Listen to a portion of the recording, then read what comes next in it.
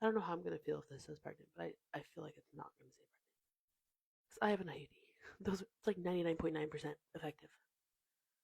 What the fuck does that say? Stop. So this person found out that she was pregnant whilst using an IUD copper coil for contraception.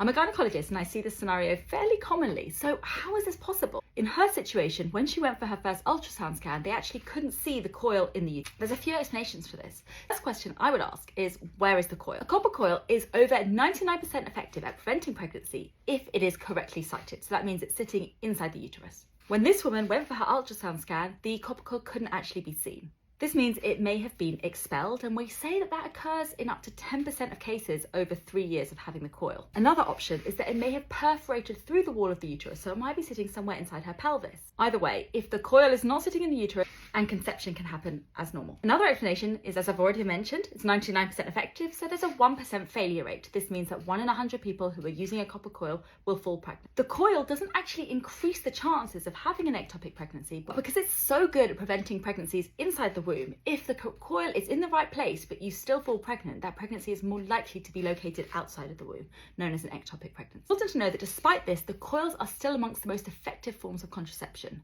They're as effective as female sterilization, and the only option that actually has a lower failure rate is the implant. Let me know, did this happen to you? Did you conceive any children whilst having an IUD in place?